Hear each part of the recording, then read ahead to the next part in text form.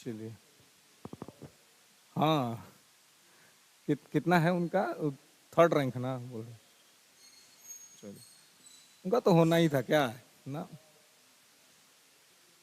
हाँ, उनके तो हाँ। हाँ, इस मतलब इस संस्था का ये मतलब अच्छा चीज है मिशन 50 का, कि यहाँ जो भी रहता है वो सेट हो जाता है, फाइनली उसका सिलेक्शन हो जाता है। ये सर हमेशा बोलते हैं ना। हाँ। हाँ, आपका भी दरोगा हो ही रहा है। ये रहा है। कोई बात नहीं, हम लोग जाएंगे तो नई टीम आएगी। संस्था थोड़ी बंद होगा।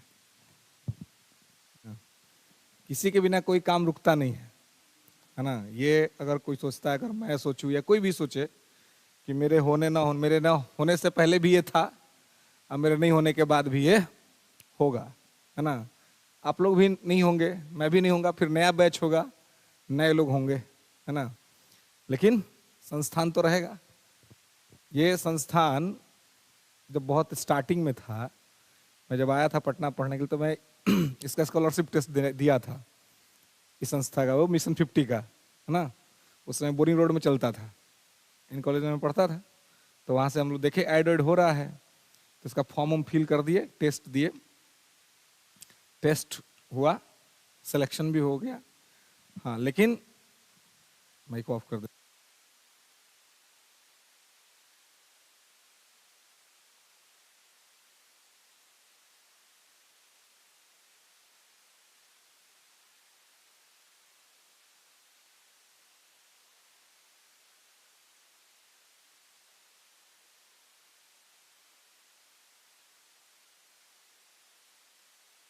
पटना में कहीं नहीं होती है, आज भी नहीं होता है, आज भी नहीं होता है, चाहे कोई कितना भी दावा कर ले, कहीं पर भी यूपीएससी की पढ़ाई तो नहीं होती है पटना में, कहीं पर भी। क्योंकि एक तो ना तो उस लेवल के फैकल्टी है, ना कंपटीशन है, और ना किसी के पास वैसा स्टडी मटेरियल है। दिल्ली में भी संस्था तो बहुत सारे हैं आईएएस पढ़ाने वाले, लेकिन गिने चुने 3-4 संस्थानों को अगर छोड़ दिया जाए, तो ऐसी कोई संस्था नहीं है जो उस लेवल पे जा करके पढ़ाई कराती हो, है ना, जो मतलब रियल में जो यूपीएससी का डिमांड है। तो इसलिए, लेकिन फिर मेरा अपना पढ़ाई कंप्लीट हुआ उधर, तब सोचा कि भाई अब इनकम टैक्स में संस्थान ही खुल गया मिशन 50। मैं 2019 में ज्वाइन किया था, 19 में नहीं, 20 में, कोरोना के बाद। कोरोना एक आ गया था ना, 20 के बाद ही ज्वाइन किया था, कोरोना के बाद का बात है। 20 में था ना, हाँ, तो 20 के लास्ट में शायद जो थोड़ा सा ओपन हुआ, चीज़ें थोड़ी फ्लेक्सिबल हुई थी, उसके बाद दिसंबर में ना, क्योंकि ठंड के मौसम में थोड़ा सा ओपन होता था, लेकिन फिर जैसे 1 जनवरी आता था तो लॉकडाउन लग जाता था, है ना। 1 जनवरी को लॉकडाउन लग जाता था, क्योंकि सारे पार्क वार्क में लोग भर जाते हैं, तो दिक्कत हो जाती है। तो ये सारा चीज़ हो जाता है। तो कहने का मतलब है कि फिर लगा कि भाई जहाँ से आदमी, है ना, सोच रहा था कि यहाँ से पढ़े, वहाँ पे फिर पढ़ाने का अवसर प्राप्त हुआ, है ना। सिर्फ ज़्यादा संस्थान में मैंने पढ़ाया नहीं है, लिमिटेड है। इसी बिल्डिंग में एक और इससे पहले संस्थान चलता था, कोरोना से पहले, वो कोरोना में बंद हो गया, सामने वाली बिल्डिंग में, PFEIS, है ना, पैशन फॉर एग्जाम। उसमें इतना इन्वेस्टमेंट था, इतना मतलब बड़ा।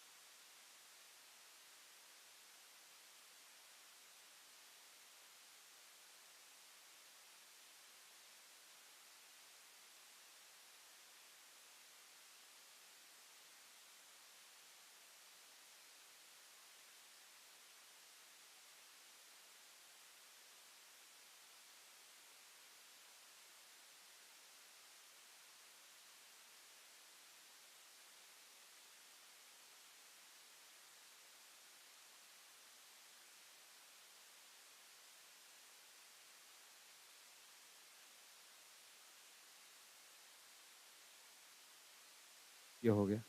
फिर ये संस्थान खोली, इसके साथ हम लोग जुड़े, फिर कारवां चल रहा है और ये लंबा चलेगा। अब एक बार ये पढ़ाने का जो ये है वो समाप्त होगा सीधे सिलेक्शन के बाद, है ना। भाई समाप्त नहीं होगा, बस यही है कि इतना जो अभी टाइम आदमी देता है उतना समय तो नहीं दे पाएगा, लेकिन हाँ जितना भी समय बचेगा, क्योंकि पढ़ाना एक समझ लीजिए कि आदत होता है ना। बहुत बार हमने खुद डिसाइड किया कि छोड़ देते हैं, है ना, नहीं करते, अब मतलब कुछ दिन पढ़ाना बंद कर देते हैं, लेकिन 2-4-10 दिन छोड़ने के बाद फिर लगता है यार, नहीं होता है कि कैसे कोई आप आदत है आपसे और छूट नहीं रहा है, वो वाली चीज हो जाती है ना, कि कुछ चीज आपने कर लिया अब वो आपसे छूट नहीं रहा है। तो पढ़ाई भी थोड़ा उसी पर, लेकिन अच्छा चीज है कि ये अगर ये इस चीज का नशा है तो अच्छा नशा है, इसमें कोई बुराई नहीं है। बशर्ते ये है कि आफ्टर दिस सिलेक्शन ये समय कम जरूर मिलेगा, लेकिन जितना भी समय मिलेगा उसका तो आदमी सदुपयोग कर सकता है ना। हम लोग को ये फायदा ये है कि अगर जो पढ़ाते पढ़ाते बन रहा है वो अगर पढ़ाएगा तो ज्यादा अच्छा पढ़ाएगा। कोई शुद्ध तौर पे अधिकारी बन रहा है तो उससे अगर उम्मीद किया जाए कि वो पढ़ा भी ठीक लेगा, इसकी कोई गारंटी नहीं है, क्योंकि पढ़ के सिलेक्ट होना अलग बात है, अब पढ़ा के सिलेक्ट करवाना अलग बात है। जरूरी नहीं कि जो सिलेक्ट है वो बहुत अच्छा पढ़ा देगा और जो बाहर है वो अच्छा नहीं पढ़ाएगा। जो सिलेक्ट है उसमें भी कुछ लोग हो सकते जिनका ये आर्ट हो पढ़ाना तो पढ़ा सकते हैं, जिनका अभी टीचर का ये हो रहा है, एग्जाम्स हो रहा है, ठीक है, अभी एग्जाम में कह रहा है कि भाई बीएड किए वाले लोग, डीएलएड करने वाले लोग जो हैं वही टीचर के लिए अभी मतलब फॉर्म भरते हैं ना, बीएड डीएलएड वाले लोग। लेकिन मुझे एक चीज समझ में नहीं आता है, आप बताइए कि हम लोग तो कोई बीएड डीएलएड नहीं किए हैं जी, है ना, सीधे नॉर्मल पढ़ाई किए हैं। अब पढ़ाई करने के बाद आदमी पढ़ा रहा है, तो अगर नॉर्मल अपने मेरिट के बेसिस पर अगर कोई आईएएस क्वालिफाई कर सकता है, कोई पीसीएस क्वालिफाई कर सकता है, तो सीधे शिक्षक क्या नहीं बन सकता। बीएड में या डीएलएड में आप क्या एक्स्ट्रा करवा देते हैं, खाली डिग्री मिल जाता है और ऊपर से विद्यार्थी का 1-1.5 लाख रुपया खर्चा होता है, 2 लाख रुपया।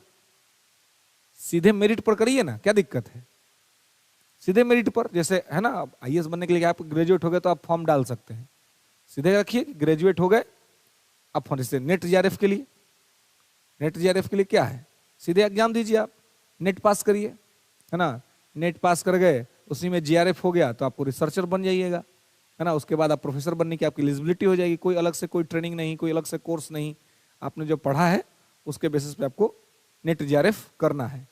तो कहने का मतलब है कि इस तरह से अगर चीजों को डेवलप कर दिया जाए तो क्या होगा, वो ज्यादा बेहतर होगा। और संभव है कि और भी अधिक प्रतिभाएं शिक्षक के क्षेत्र में आएंगी, क्योंकि बहुत से ऐसे लोग हैं जो जिनके पास बहुत अच्छा स्किल है लेकिन वो बीएड वाले नहीं है, वो डीएलएड वाले नहीं है, तो ऐसे लोग तो उस चक्कर में बाहर हो जा रहे हैं।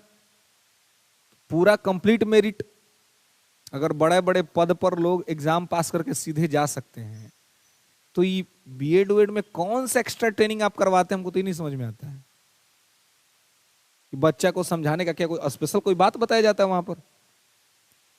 जो खुद से ठीक से समझा है कोई बात वो बच्चा को समझा देगा, और जो ठीक से खुद ही नहीं समझा है वो सामने वाले को नहीं समझा पाएगा। मतलब मेरा अगर जब भी बस करे तो मैं सरकार को यही रिकमेंड करूं कि अरे ये सब बीएड डीएलएड का झंझट खत्म कीजिए, ओपन मार्केट खोल दीजिए सबके लिए, जिसके अंदर मेरिट होगा। अब बीपीएससी ही एग्जाम ले रही है तो बीपीएससी का एग्जाम लेकर दे करके अगर कोई बच्चा डीएसपी एसडीएम सीधे बन रहा है तो शिक्षक कहाँ नहीं बन सकता है सीधे। इससे क्या होगा, सबसे बड़ा चीज विद्यार्थी का इकोनॉमिक बर्डन कम हो जाएगा। इससे क्या होता है, हर विद्यार्थी को यार हमको बीएड करना है, हमको डीएलएड करना है, उसके लिए अलग से उसके पेरेंट को 1-1.5 लाख रुपया खर्चा करना पड़ता है, जबकि उसका बहुत ज्यादा कोई उपयोगिता नहीं दिख रहा है। इतने टॉप क्लास के टीचर हैं, कितने टीचर बीएड किए हुए हैं या डीएलएड किए हुए हैं, कोई नहीं किया हुआ है। तो ये सरकारी स्कूल में आप ये क्यों रखे हुए हैं? हाँ, क्या ट्रेनिंग दे देता है जी, ये हमें रह के सब डिग्री ले लेता है, हैं? कौन सी ट्रेनिंग दे देगा? सरकार को ये पता नहीं है तो सिलेक्शन के बाद ट्रेनिंग दीजिए ना, क्या दिक्कत है? आपको सीधे सिलेक्ट करके आपको जिला मिलेगा नहीं ना। सिलेक्ट होने के बाद राजगीर जाइएगा, राजगीर में 2 साल का ट्रेनिंग होगा, उसके बाद आपको 3-4 साल बाद जिला मिलेगा। तो वैसे ही करिए, सिलेक्ट कर लीजिए विद्यार्थी को, बेहतरीन मेरिटोरियस विद्यार्थी को सिलेक्ट कीजिए, और सिलेक्ट करने उसको ट्रेनिंग करा दीजिए साल भर का ट्रेनिंग इंस्टीट्यूट में, और तब भेज दीजिए उसको फील्ड में काम करने के लिए। इससे बहुत बड़ा विद्यार्थी का भार कम होगा। जो अलग से उसको टेंशन रहता है कि हमको मतलब डिग्री लेना है, तो डिग्री का ही नहीं, ऊपर से आर्थिक दबाव रहता है कि हमको 1-1.5 लाख रुपया अलग से खर्चा करना पड़ेगा। 1.5 लाख से कम में बीएड का तो डिग्री मिलेगा नहीं किसी को। तो अगर सामान्य मध्यम वर्गीय गरीब लड़का कोई है या लड़की कोई है, तो उसका पेरेंट कहां से लाएगा 1.5 लाख रुपया? ऐसे में ओपन मार्केट कर दीजिए, तो मेहनत करके पढ़ करके अपना एग्जाम पास कर जाएगा। मेहनत करके पढ़ के अगर कोई आईएएस बन सकता है सिंपल डिग्री के माध्यम से, तो मेहनत करके पढ़ के कोई शिक्षक काहे नहीं बन सकता है? ओपन मार्केट करिए, लोग बनता रहेगा। इससे और ज्यादा मेरिट निकल के सामने आएगा। अभी से मान लीजिए जिसका यूपीएससी में नहीं होता है तो बीपीएससी में आता है ना जी। अब मान लीजिए कोई बीपीएससी का तैयारी कर रहा है, उसका नहीं हो रहा, तो शिक्षक ट्राई कर लेगा। तो जो भी जिसके पास बीपीएससी का लेवल है, अगर वो शिक्षक में जाएगा तो कितना बढ़िया पढ़ाएगा जी, क्वालिटी में थोड़ा ना कमी होगा। कौन सा स्पेशल ट्रेनिंग आपको दिलवाना है भाई पढ़ाने के लिए? पढ़ाने का एक ही ट्रेनिंग होता है कि आप अगर समझे हैं तो दूसरा को समझा दीजिएगा, और अगर आपका ही कंसेप्ट क्लियर नहीं है तो आप दूसरे को कितना ट्रेनिंग कर लीजिए, आप नहीं समझा पाइएगा। मेन है आपके पास अपना ज्ञान और अपना ज्ञान को डिलीवरी, है ना। हाँ, लेकिन एक चीज बहुत अच्छा है कि शिक्षक भर्ती का जो रिजल्ट आ रहा है लगातार, इसके लिए तो मतलब बिहार सरकार धन्यवाद की पात्र है कि बहुत सारे घरों में जो सरकारी नौकरियां आई हैं, और बहुत सारे गरीब के घर में जिसके पास उम्मीद नहीं था कि कोई नौकरी होगा, उस सब का जो नौकरी हुआ है, तो इसमें कहीं कोई दिख रहा नहीं है कि इसके लिए सरकार धन्यवाद का पात्र भी है। इतना लगातार प्रोसेस में करके, काउंसलिंग करा करके ज्वाइनिंग करा रही है, इसके लिए भी सरकार धन्यवाद की पात्र है। क्योंकि जितना तीव्र गति से ये प्रक्रिया हो रही है और लोग शिक्षक बन रहे हैं, तो जो साधारण, क्योंकि बीएड डीएलएड कौन करता है? साधारण घर का लड़का लड़की ना करता है जी। बड़का घर वाला तो सब बीटेक करता है, वो चल जाता है इंजीनियर बनने के लिए।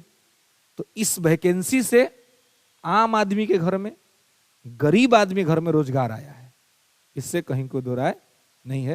क्योंकि जिसके यहाँ कुछ नहीं था उसके यहाँ का लड़का जो है सो सरकारी शिक्षक बन गया है। तो ये बहुत अच्छा काम हुआ है। लेकिन इसके साथ अगर रिफॉर्म पर सरकार विचार करे तो एक जो एक्स्ट्रा इकोनॉमिकल प्रेशर आने वाली जनरेशन के लिए जमन रहेगी। बहुत सारे ऐसे विद्यार्थी मिल रहे हैं अगर सर हम तो बीटेक बीएड करना था लेकिन नहीं कर पाए। कहा नहीं कर पाए भाई? पैसा नहीं था। डीएलएड करना था, नहीं कर पाए। कहा नहीं कर पाए? पैसा नहीं था। वो भी करने के लिए 1 लाख रुपया लगता है।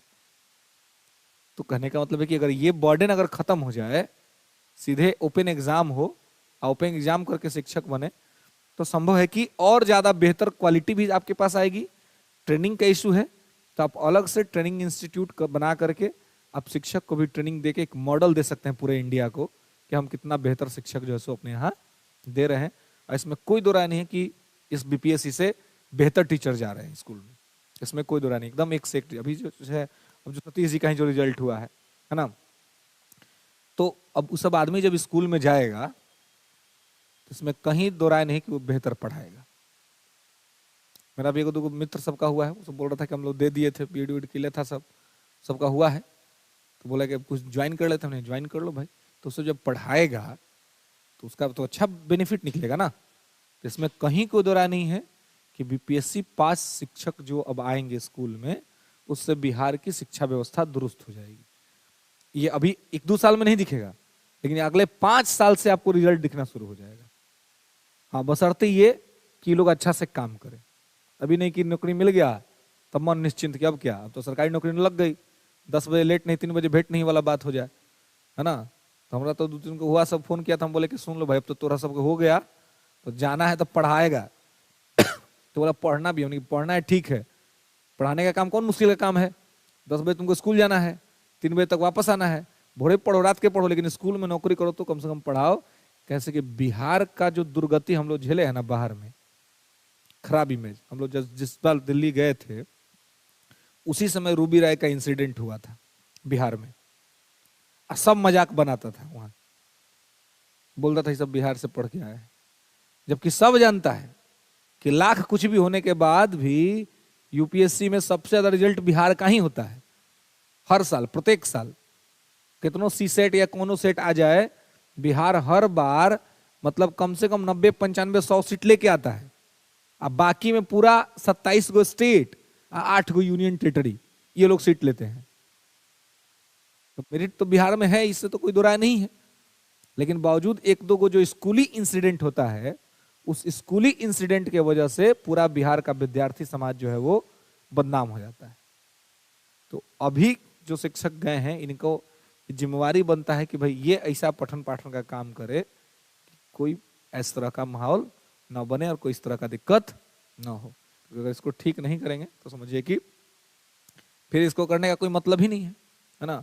अब सरकारी स्कूल में ऐसा पढ़ाई होना चाहिए कि लोग प्राइवेट स्कूल से अपना बच्चा का नाम कटवा के सरकारी स्कूल में लगवा दे कि भाई सरकारी स्कूल में अच्छा पढ़ाई हो रहा है। इससे क्या होगा? इससे और गरीब आदमी को फायदा होगा। गरीब आदमी बेचारा कमाता कम है, उससे ज्यादा पैसा उसके बच्चा के पढ़ाई लिखाई पर खर्चा हो जाता है। क्यों? वो चाहता है कि हमारा बच्चा पढ़ लिख के अच्छा आदमी बने, तो देखता है कि सरकारी स्कूल में पढ़ाई नहीं हो रहा है, तो जाकर नाम लिखवा देता है प्राइवेट स्कूल में। अब प्राइवेट स्कूल वाला सब मोटा फीस रखता है, कमा रहा है 10,000, मालूम चला कि 7,000 रुपया फीस में चल गया। अब 3,000 में कहाँ से खाएगा और कहाँ से अपना चलाएगा परिवार? तो वही अगर बेहतर एजुकेशन सरकारी स्कूल में मिल गया तो 10,000 जो कमा रहा है गांव का आदमी या गरीब आदमी कोई भी, वो पूरा उसका सेविंग हो गया। अब वो उसको कहाँ, अब उसके उस बच्चा के न्यूट्रिशन पर खर्चा करेगा, उसके पोषण पर खर्चा करेगा, उसके कपड़े पर खर्चा करेगा, है ना, उसको रिसोर्स बनाने पर खर्चा करेगा। अगर सरकारी स्कूल बेहतर हो गया तो आप समझिए कि इकोनॉमिक कंडीशन भी बेहतर हो जाएगा लोग का। एक ही साथ सब चीज का अपना एक रिलेशन है और उसको सरकार को व्यवस्था को ठीक करने पर काम करना चाहिए। खैर चलिए, तो हम लोग क्या देख रहे थे जी? है? राज्यसभा लोकसभा, चलिए पार्लियामेंट, है ना।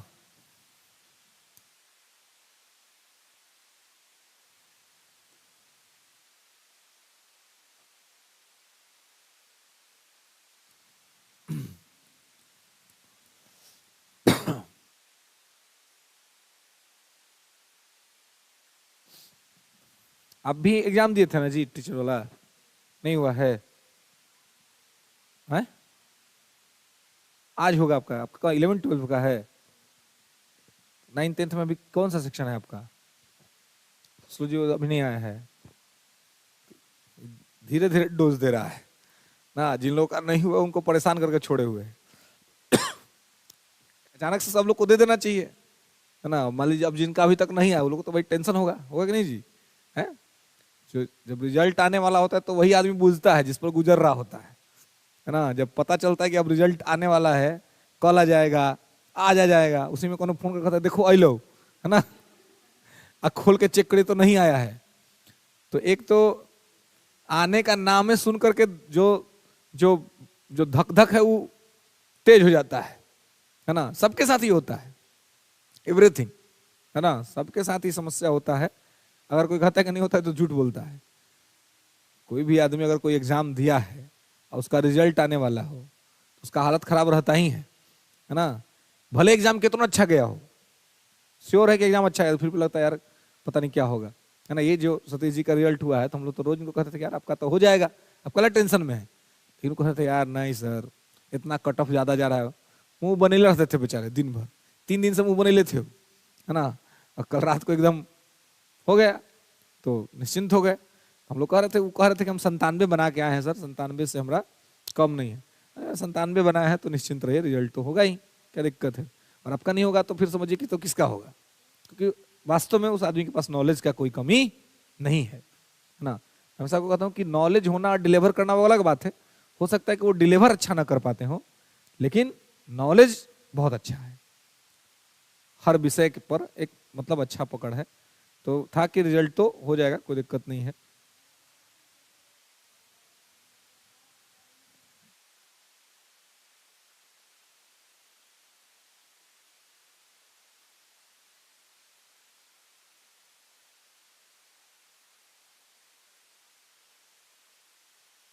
हाँ, तो आपका सोशियोलॉजी विषय था? आप एग्जाम दी हैं? हाँ। हम्म।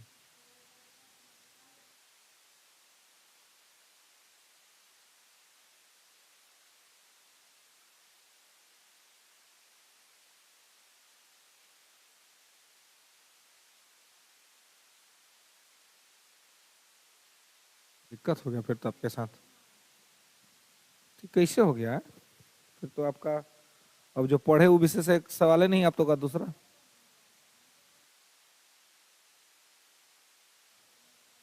हम्म।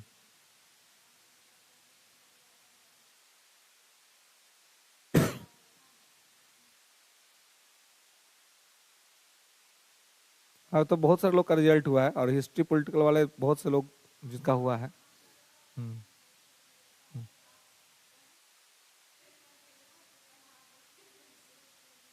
हम्म। हम्म। हम्म। हाँ हाँ।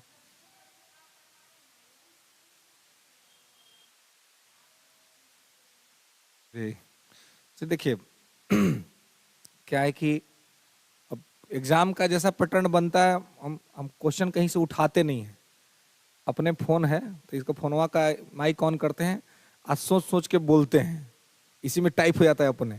और टाइप होने के बाद इसको भेज देते हैं टाइपिस्ट के पास, हम रिकॉर्ड करके भेज दीजिए। टाइपिस्ट जो हमारे धीरज जी उसको निकाल देते हैं। तो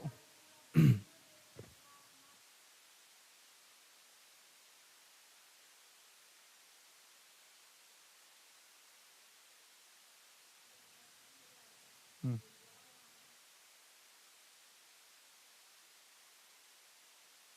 बिल्कुल। अगर रहिएगा तो क्या नहीं होगा, क्या पता आपको एसडीएम बनना हो, ये भी तो हो सकता है। ये भी तो हो सकता है। अरे देखिए लाइफ में कब लाइफ कहाँ है, कौन आप बीपीएससी का क्लास कर रही हैं, पढ़ी लिखी हैं, है ना? कब जीवन कहाँ किस करवट बैठेगा को नहीं जानता है ना? इसलिए अपनी योग्यता का पूरा सदुपयोग करना है ना?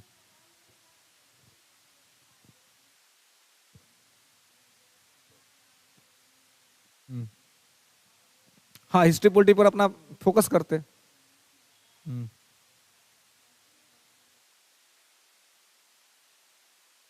बिल्कुल नहीं, देखिए शर्माने का कोई बात नहीं है ना?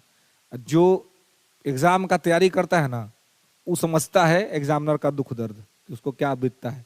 परिवार के लोग या जो लोग, ऐसा दोस्त जो पढ़ रहा है वो भी समझेगा, जो नहीं पढ़ रहा है ना वो भले आपको नहीं समझेगा। वो कहे ना भलो तोहर, बोला तुम कोची किया आज तक ही ना बताओ।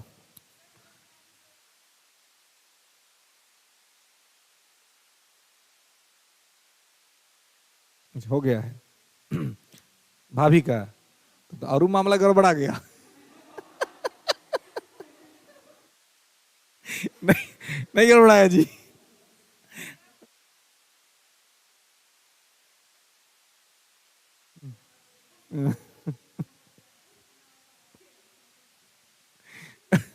नहीं मतलब, अब भाभी का हो जाए और ननद का नहीं हो तो भाभी लोग तो और परेशान कर देगी, नहीं परेशान कर देगी है?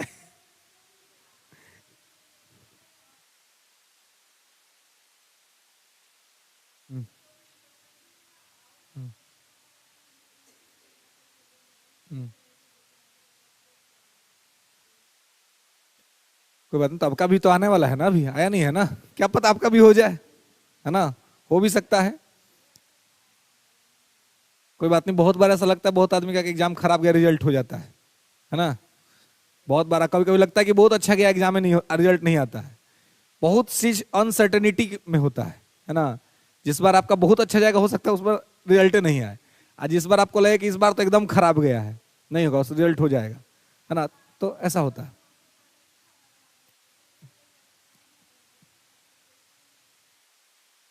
हम्म।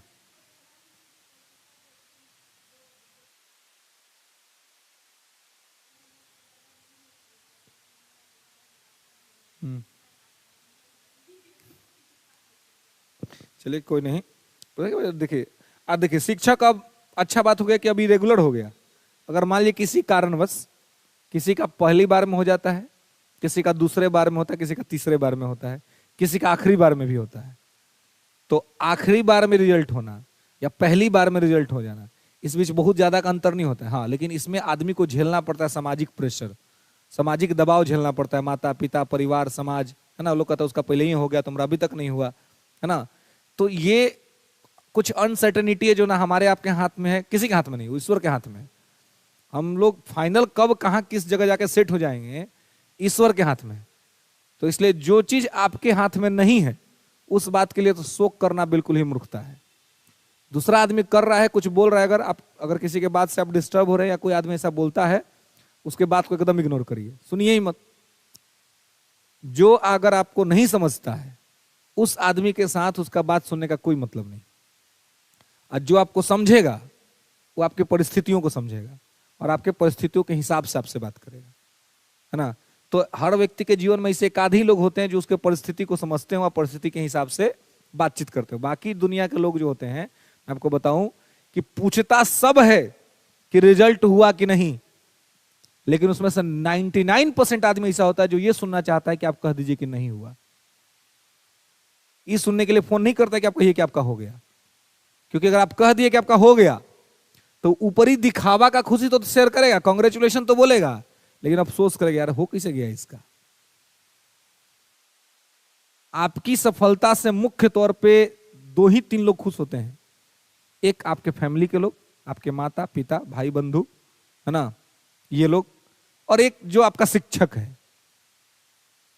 क्योंकि शिक्षक को में भी इसमें स्वार्थ है, उसका अपना एक स्वार्थ ये है कि अगर आप कहीं बोल दिए कि भाई हमको सर पढ़ाए थे फायदा क्या, तो इसी से वो गदगद हो जाता है शिक्षक, उसको लगता है यार बहुत बड़ा अचीवमेंट हो गया। तो शिक्षक जरूर चाहता है कि मेरे द्वारा पढ़ाए गए विद्यार्थी का रिजल्ट हो, वो जरूर चाहता है। और आगो आपके माता पिता, आपके फैमिली के लोग, बाकी कोई भी है, और एक आध दो अगर बहुत अच्छा दोस्त है तो बाकी तो दोस्त तो वही चाहता है कि अगर हो तो साथे हो जाए सबका, और नहीं हो तो किसी का नहीं हो। क्योंकि अगर एगो का हो गया, हमर नहीं हुआ तो जीवन भर घर वाला के भी कहने का हो जाएगा, आई भी कहेगा। तो वो 3 वाला आप सुनवे किए हैं कि दोस्त अगर फेल हो जाए तो दुख होता है, और दोस्त अगर टॉप कर दे तो उससे ज्यादा दुख होता है ना। तो 2 गो दोस्त दोनों फेल तो कोई दिक्कत नहीं, दोनों अपना में रोएगा गाएगा मस्ती करेगा, शाम तक ठीक हो जाएगा। एगो का हो गया, एगो का नहीं हुआ तो बहुत खराब स्थिति होता है। अभी वो कहे कि भाई हम अपन बैग पैक कर जा रहे हैं, कल हमारा काउंसलिंग है, तो कुछ बोलेगा तो नहीं ऊपर से, लेकिन कहेगा कि भाई जाना है तो जाओ ना, हमको जिस ना रहा है, भागो यहाँ से, इतना दिन से साथे था तुरंत जाने के लिए तैयार हो गया, है ना। तो वो होता है, वो कॉम्पिटिटिव है ना, ये सबके अंदर में आ जाता है ना। अब इसके लिए ये नहीं कह सकते कोई आदमी दोषी है, हम ईश्वर ने हम लोग को ऐसा बनाया ही है कि हमारे मन में हर तरह का इच्छा है। हम ईर्ष्यालु प्रवृत्ति के भी हैं और हम किसी को सहयोगी प्रवृत्ति के भी हैं। तो कब कौन सा प्रवृत्ति आपके अंदर में जागृत हो जाएगा इस पे आपका कंट्रोल नहीं है। अगर कोई कहता है कि कंट्रोल है तो सिर्फ साधु लोग हो सकते हैं या जो समाज से दूर हैं। वो जो लोग समाज में है उसके अंदर में प्रेम भी है और उसके अंदर में घृणा भी है, कोई इससे दूर नहीं है। परिस्थिति के हिसाब से आदमी प्रेम और घृणा का प्रदर्शन कर ही देता है। हाँ, प्रेम घृणा से किसको किसको ये नहीं है, तो जो एकदम दुनिया से अलग हो गए, जैसे अभी एक बाबा बहुत वायरल हो रहे हैं, बाबा प्रेमानंद जी महाराज। वास्तव में वो मतलब हैं भाई, उनके पास किसी का वैल्यू नहीं है। कुछ कुछ बाबा सब तो होता है कि कोई आईएएस चल गया तो बाबा खड़ा होकर स्वागत करने के लिए रेडी हो जाएंगे, भैया आईएएस है मेरे पास। वो बाबा को कोई फर्क नहीं पड़ता है, संसार से एकदम वैराग्य है। एक मैं देख रहा था उनका, कभी कभी मैं देखता हूँ उनका वीडियोस, है ना, उन्हीं का वीडियो बस मैं देखता हूँ प्रेमानंद जी का, जब कभी फुर्सत में रहा तो डाला यूट्यूब पे और आ जाता है, तो थोड़ा रिलैक्स भी कराते हैं उनकी बातें और उनकी चीजें। एक माँ अपने छोटे बच्चे को लेके आई, एकदम छोटा, वो बोले कि बच्चा है कैंसर हो गया है, 5-6 साल का बच्चा कैंसर से पीड़ित है। बाबा ने क्या कहा, दूसरा कोई होगा तो अरे हो कैंसर हो गए लो, ईश्वर सब ठीक कर देगा, ही कर देगा। लेकिन उस आदमी ने एकदम सत्य बात बोला। उन्होंने कहा कि देखिए बच्चा है, मैं कहूंगा तो आपको बुरा लगेगा, लेकिन मैं ये मानता हूं कि अगर इस उम्र में इतनी बड़ी बीमारी इस बच्चे को हुई है, इसका मतलब है कि इसके पूर्व जन्म के किसी न किसी पाप का परिणाम है। कुछ ना कुछ तो बुरा कभी ना कभी किया होगा जिसका भुगतान इसको भी करना पड़ रहा है। अब इतना कटु सत्य कौन बोल सकता है जी? एक मान लीजिए सामने वाला पीड़ा में है और ऊपर से बात कौन बोलेगा? हम लोग तो नहीं बोल पाएंगे। हम लोग सोचेंगे यार बोलेंगे खराब लग जाएगा, तो नहीं बोलेंगे। तो खराब लगने या अच्छा लगने का डर किसको नहीं होता? जिसको कोई स्वार्थ नहीं है, निस्वार्थी आदमी को फर्क ही नहीं पड़ता है आप उसके बाद से खुश हैं कि आप उसके बाद से दुखी हैं। ऐसा दुनिया में एक आध दो ही लोग हैं गिने चुने जो ऐसा करते हैं, बाकी हर आदमी अपने स्वार्थों के हिसाब से अपना निर्णय बदल लेता है। जहां दिखेगा कि यहाँ पे स्वार्थ है वहां पे अपना निर्णय बदल देगा, अपनी चीजों को चेंज कर देगा। तो इसलिए, और उस सब देखिए, उस सब आदमी को सुनना चाहिए कभी जब भी आपको लगे कि आप बहुत दिक्कत में हैं, क्योंकि हर समय कुछ ना कुछ ऐसी घटना तो आपके जीवन में घटती ही है। कुछ घटनाएं आपको खुश कर देती हैं और कुछ घटनाओं से आप मानसिक तनाव में आ जाते हैं। तो उन सभी चीज को रिलीज करने के लिए ये सब लोग बहुत इंपॉर्टेंट है ना। इनके लेक्चर्स, इनकी बातें आपको बहुत रिलैक्स फील कराती है और रियलिटी से आपको सामना करवाती है। तो कौन क्या कहता है नहीं कहता है उससे आपको कोई फर्क नहीं पड़ना चाहिए। हाँ, आपके माता पिता क्या कह रहे हैं इससे जरूर फर्क पड़ना चाहिए, उसमें भी तब जब माता पिता आपको समझ रहे हो। कुछ कुछ माता पिता भी ऐसे होते हैं जो बच्चे को नहीं समझते हैं, सिर्फ उम्मीद रखते हैं लगा के बैठे हुए हैं, ये नहीं किया, वो नहीं किया, ऐसा नहीं किया। वैसे माता पिता के साथ कोऑर्डिनेशन बनाने में दिक्कत होती है। कुछ माता पिता होते हैं जो बच्चे के सिचुएशन को समझते हैं। कुछ माता पिता, हम आईएएस बनना चाहते थे, हम नहीं बन पाए, बेटा बन जाए आईएएस। क्यों बन जाए आईएएस? उसको जो मन करे सो बने, क्या दिक्कत है? खास करके इंजीनियरिंग के फील्ड में ऐसा खूब होता है। अब देखिए, कोटा बच्चों को भेज देते हैं, अपने आईआईटी नहीं कर पाए तो बच्चा आईआईटी करेगा मेरा। मालूम चला बच्चा को फिजिक्स मुझे भी नहीं करता है, अब माता पिता के दबाव में जाकर वो फिजिक्स पढ़ रहा है, अब फिजिक्स उसको ऊपर से हिल रहा है। अब वो कैसे सेलेक्ट होगा? नहीं होगा सेलेक्ट। अब उसको दो तनाव रहेगा, एक तो रिजल्ट नहीं होगा, दूसरा लगेगा कि माता पिता का पैसा भी खर्चा हो रहा है।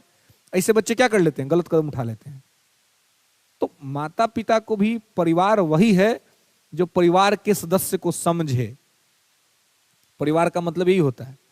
अगर आपका परिवार ही अगर आपको नहीं समझ रहा तो फिर समझिए कि फिर उस परिवार का भी कोई मतलब नहीं है। इसलिए निस्वार्थ भाव से अपने कर्मों पर विश्वास करके और अपने द्वारा जो भी हुआ है उसी पर विश्वास करके उसको लेकर के आगे बढ़ना है और किसी चीज के बारे में तनाव नहीं। हाँ, बस निस्वार्थ भाव होकर के अपना मेहनत जारी रखना है कि भाई हमको सेलेक्ट होना है at any how, at any condition. किसी भी स्थिति में हमको सेलेक्ट होना है। और मैं हमेशा आपको कहता हूं कि आप देखिए, आप लोग जो इस बैच में हैं, 30 सितंबर का आपका पीटी होने वाला है। डेट एकदम क्लियर है, समय एकदम क्लियर है। तो ये आपको एकदम डेडिकेटेड अभी से ही रहना चाहिए। और मैं हमेशा कहता हूं, खाली कोचिंग के पढ़ाई पर डिपेंड मत रहिएगा कि केवल इंस्टीट्यूट का पढ़ाई आपको सिलेक्शन दिला देगा। नहीं हो सकता है ऐसा। अगर आप 8-10 घंटा घर में नहीं पढ़िएगा ना तो कोई आपको सिलेक्शन नहीं दिला पाएगा। और अगर 8-10 घंटा आप घर पे पढ़ना शुरू कर दिए अभी से, मैं हमेशा आपको बोलता हूं अभी से, दिसंबर खत्म होने वाला, जनवरी, अभी भी 10 महीना आपके पास रहेगा। अगर अभी से आप तैयारी शुरू कर दिए 8-8 घंटा रोज पढ़ने का, तो इसका दावा करता हूं मैं कि आपको डीएसपी बनने से या एसडीएम बनने से कोई नहीं रोकेगा। बाकी कोई पद नहीं, क्योंकि बाकी किसी पद के लिए आप आए नहीं है तैयारी करने के लिए। मिलने को चाहे जो पद मिल जाए, मिल जाएगा, फिर भी सेटिस्फेक्शन नहीं होगा, उस बार और दुख होगा। जब सिलेक्शन हो जाएगा ना, अब मन मुताबिक पोस्ट नहीं मिलेगा, डीएसपी नहीं बनिएगा, एसडीएम नहीं बनिएगा, अब बन जाएगा कुछ हो, तो उसमें और लगेगा कि यार थोड़ा सा और मेहनत किए होते, थोड़ा और आंसर अच्छा लिखे होते तो मेरे मन पसंद का जॉब हो गया होता। क्योंकि उसके बाद क्या होगा, फिर एसडीएम डीएसपी बनने के लिए फिर पीटी दीजिए, फिर मेंस दीजिए, अब फिर इंटरव्यू दीजिए। तो जब फ्री रहते हुए बढ़िया रैंक नहीं ला पाए तो ट्रेनिंग में जाइएगा, नौकरी करिएगा, उस प्रेशर के साथ फिर अच्छा रैंक कैसे लाइए? तो इसलिए पहले ही बार में इतना अपना जितना एनर्जी है सब झोंक दीजिए। सब लोग की तो एलिजिबिलिटी है ना 70वीं देने की इसमें। ऐसा कोई नहीं ना जो ग्रेजुएशन कर रहा है, अंडर ग्रेजुएट है। आप ग्रेजुएशन कर रही हैं अभी? कौन सा ईयर है आपका? फर्स्ट ईयर है। और भी कोई है फर्स्ट ईयर वाले? आपका फर्स्ट ईयर है, थर्ड ईयर है, तो आ गए हैं, है ना? तो अब दे ही पाएंगे। थर्ड ईयर का तो एग्जाम हो जाना चाहिए, इधर हो जाएगा तो दे ही पाएंगे। बाकी सब लोग का तो हो गया कंप्लीट, है ना? तो जो लोग फर्स्ट ईयर में हैं वो लोग बीपीएससी के बारे में काहे सोचते हैं जी? हमको तो नहीं समझ में आता है। जिनके पास जो फर्स्ट ईयर में है, 3 साल टाइम है, वो बीपीएससी के बारे में काहे सोचेगा? यूपीएससी के बारे में सोचेगा? इतना टाइम रह के करिएगा क्या? टाइम का आचार थोड़ा ना बनाना है। इतना टाइम है 3 साल। अब बिहार का कॉलेज का तो वही हाल है, जाने का कोई जरूरत नहीं है ना? तो ऐसे में तो आप आराम से घर में बैठ करके 7-8 घंटा 10 घंटा अगर 2 साल पढ़ दिए रगड़ करके, तो महाराज आपको यूपीएससी क्वालिफाई करने से कोई नहीं रोक सकता है। दिव्या तनवार का नाम तो सुने ही होंगे, कहीं पढ़ने नहीं गई, घर में रहकर मार दी। टाइम का यूज कैसे करेंगे ये इंपॉर्टेंट है, कि समय का यूज कैसे करेंगे। अगर समय का यूज करना जानते हो, सबसे बड़ा अभी यही है कि ऑनलाइन इतना ना विख्यात हो गया है चीज सब, इतना चीज सब आपको मोबाइल फोन पर अवेलेबल हो गया है कि अब कोई संसाधन का दिक्कत नहीं है। अब बस है कि संसाधन को आप यूज कैसे करिएगा। सब चीज आपके पास है, अब आपको यूज करना है। तो जिसके पास समय है, मुझे लगता है कि जिसके पास समय है उसको जरूर ये ट्राई करना चाहिए। क्योंकि अब ये ट्राई करने का मतलब थोड़ा ना है कि आप बीपीएससी नहीं दे पाइएगा, देना तो है ही, लेकिन ई वाला जब लेवलवा आ जाएगा ना, तो जिस दिन बीपीएससी में बैठिएगा उस दिन दिक्कत नहीं होगा, आराम से निकालनी चाहिए। इसलिए अगर जिनके पास भी समय है 2 साल 3 साल का, तो केवल बीपीएससी पर, क्योंकि बीपीएससी का सिलेबस 10 महीना के अंदर कंप्लीट हो जाता है। यूपीएससी का सिलेबस कहने को 10 महीना है, लेकिन 10 महीना में किसी का कंप्लीट नहीं होता है। 10 महीना लोग जाए खाली कोचिंग करते हैं, फिर उसके बाद 1 साल खुद अकेले पढ़ते हैं बैठ कर घर में। यानी पूरा कम से कम 2 साल का 2.5 साल का ही तैयारी का प्रिपरेशन होता है, और तब जा करके आदमी अटेम्प्ट लेता है। तो जब समय है 2 साल 2.5 साल, तो इसका अच्छा प्रयोग किया जा सकता है। नहीं तो क्योंकि ऐसे भी अब 2 साल तो आपको वेट करना ही है, तो जब 2 साल वेट करना है तो सारा एनसीईआरटी पढ़ जाएंगे, 2-3 बार पढ़ जाएंगे सारा एनसीईआरटी, एगो स्टैंडर्ड बुक। तो जब 2-3 बार एनसीईआरटी पढ़ जाइएगा तो कुछ छूटेगा? कुछ नहीं छूटेगा। हर बार आप यूपीएससी का पेपर देखिए, एनसीईआरटी से क्वेश्चन रहता है, क्लास 8 के एनसीईआरटी से, क्लास 7 के एनसीईआरटी से, क्लास 11-12 के एनसीईआरटी। ज्योग्राफी में तो सारा क्वेश्चन एनसीईआरटी, 6 to 12 तक ज्योग्राफी जो आदमी पढ़ लिया अगर एनसीईआरटी का, और एटलस पर उसका कमांड है, मानचित्र उसको समझ में आता है, उसको कोई दिक्कत नहीं है, बशर्ते कि समय है तो समय के हिसाब से यूज कर ले। अल्टीमेट होना जो है वो ईश्वर के हाथ में है, लेकिन आपके पास आपकी योग्यता रहेगी तो आपको कभी जीवन में रुपया का कमी नहीं होगा और सम्मान का कमी नहीं होगा। योग्यता अगर आ गई तो, और आज के दिन में सबसे बड़ा क्या चीज है? पैसा। अगर आपके पास अर्थ नहीं है तो आपका कोई अर्थ नहीं है। इस देश का राजा कौन है जी? देश का राजा कौन है अभी? है कौन है? मुकेश अंबानी। मुकेश अंबानी, गौतम अडानी, है ये सब ना राजा है जी। ये सब आईएएस है, ये सब पीसीएस है, कुछ नहीं है, मंत्री विधायक भी नहीं है, लेकिन देश का राजा है। देश का राजा कौन बना है इसको? रुपया। और रुपया कहां से आता है? योग्यता से। आज के डेट में रुपया योग्यता से आता है। योग्यता हासिल करना है, बाकी जो होना होगा वो ईश्वर के हाथ में होगा, लेकिन योग्य रहिएगा तो कम से कम लक्ष्मी का कमी आपको नहीं होगा। ये पहले के जमाना में होता था कि जहां सरस्वती होती थी वहां लक्ष्मी नहीं, जहां लक्ष्मी होती थी वहां सरस्वती नहीं। ये पहले के जमाने में होता था। आज जहां सरस्वती है लक्ष्मी वहीं अट्रैक्ट होके जाती है। इसलिए प्रयास करना है कि सरस्वती को हासिल करे, लक्ष्मी स्वतः आ जाएंगी, है ना। तो उस इनिशिएट पे थोड़ा सा काम करिए आराम से, और 2-4-10 दिन अगर खाली मन लगा के पढ़ लीजिएगा ना, तो पढ़ाई ऐसा चीज है, बहुत आनंद आता है। बस खाली आपका मन लग जाना चाहिए। 2-4-10 दिन मन लग जाए तो बाकी हर चीज से आपका मन भागने लगेगा। इतना इंटरेस्टिंग चीज होता है। और जब कभी भी पढ़ने से उठने से अगर मन भागे तो 1-2 बार आंख बंद करके खाली सोचिए कि सिलेक्शन के बाद की आपकी दुनिया कैसी होगी। अभी की दुनिया तो जो है सो है। आफ्टर दिस सिलेक्शन जब नीली बत्ती वाली गाड़ी मिल जाएगी, वो गाड़ी में बैठिएगा, 2 सिपाही पीछे रहेगा, 2 सिपाही आगे रास्ता खाली करवाएगा, साहेब आ रहे हैं। ये वाला सीन जब सोचिएगा ना, तो 2 बजे रात को भी उठ करके 2 घंटा पढ़ लीजिएगा कम से कम। तो अभी वाला सीन के बारे में नहीं सोचना है, अभी से आगे वाला सीन के बारे में सोचना है कि आगे वाला सीन कैसा होगा। अभी का तो जो है वैसा है। मजा तो तब ना आएगा जैसे पटना के सड़कों पर आप पैदल घूमे हैं, पैसा बचाने के लिए ऑटो पर नहीं चढ़ते होंगे कि चलो टहलते आज चल जाते हैं रूम पर। होता है कैसा? नहीं होता है। क्यों होंगे आप लोग? मैंने बहुत बार ऐसा किया है। यहां से मैं शुरू से यहीं रहता हूं, कॉलेज जाता था तो यहाँ से इनकम टैक्स से ऑटो नहीं पकड़ता था, पैसा बचाने के लिए सीधे चौराहा, अंदर ही अंदर पीएनटी कॉलोनी होते हुए चौराहा, चौराहा चल गए तो चौराहा से तो ऐसे मन लगना शुरू हो जाता है आदमी का, फिर अपना आराम से टहलते पहुंच जाओ। स्ट्रगल बस यहां से वहां तक का था, फिर वहां से फिर कॉलेज चले गए, फिर वहां से उधर से आना है तो फिर चौराहा तक आ जाओ आराम से, कोई दिक्कत नहीं है। अब फिर वहां से यहां तक आने में स्ट्रगल होता था, क्योंकि चौराहा से कॉलेज तक तो लोग ही आपको पहुंचा देते हैं, फिर उसमें कोई दिक्कत नहीं है। चौराहा से जब आप अंदर आते हैं तो आपको थोड़ी दिक्कत या असुविधा होती है, तो उससे बहुत पैसा बच जाता था। हालांकि टाइम किल होता था, आदमी थक जाता था, क्योंकि उस समय भी 10 रुपए लगता था यहाँ से वहां तक का। फिर बाद में मेरा एक फ्रेंड बना गया जिला का रवि, तो साइकिल लिया था, तो वो रहता था आर ब्लॉक में। हम उसको बोलते थे कि सुन तुम आओ इनकम टैक्स, हम आते हैं इनकम टैक्स। फिर अपना अपना बैग यहाँ से लेते थे, वो चलाता था, हम बैठ जाते थे साइकिल पर, तो दोनों आदमी साइकिल से जाते थे। कॉलेज के बाहर छुपा करके लगा देते थे साइकिल, क्योंकि पता नहीं चले कि साइकिल से आए हैं, है ना। क्योंकि देखिए पैदल जाइएगा तो सामने वाला समझ नहीं पाएगा कि भाई क्या है, साइकिल से या गाड़ी से चले तो आपका क्लियर हो जाएगा ना कि क्या है।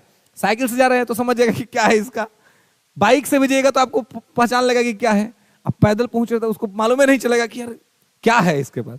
तो हम लोग साइकिल साइड में कॉर्नर में खड़ा करवा देते हैं, साइकिल किसी को पता नहीं चलना चाहिए कि साइकिल से आए हैं।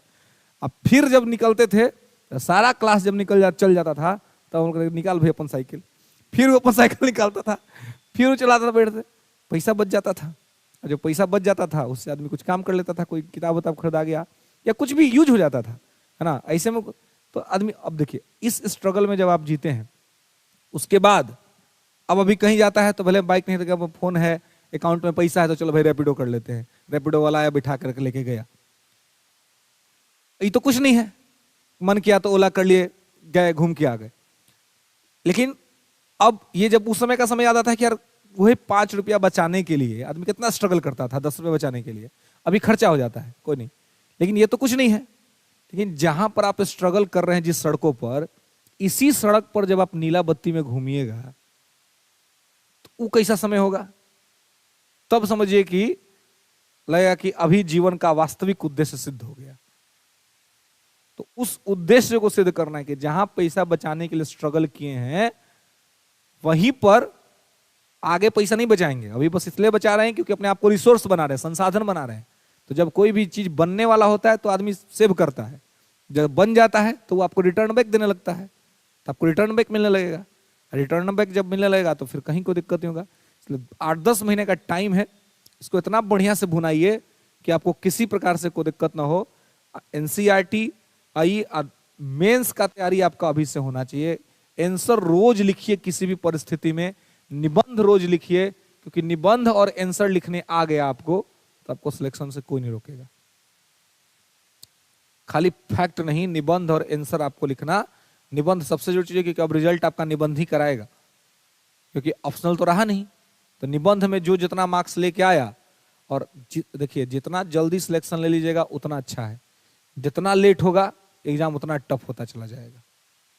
आप देख लीजिए 17वीं सब क्या स्थिति, 68वीं 69वीं में ये कैसा क्वेश्चन पूछ रहा है, 17वीं में से भी टफ पूछेगा।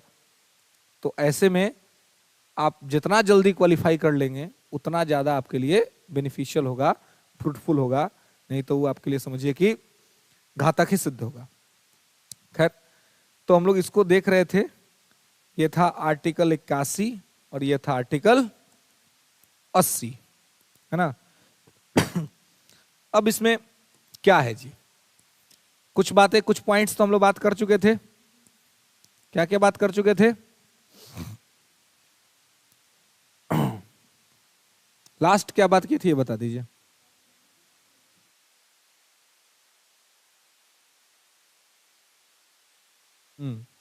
राज्यसभा जो है इसको सेकेंड हाउस कहते हैं ना, द्वितीय सदन।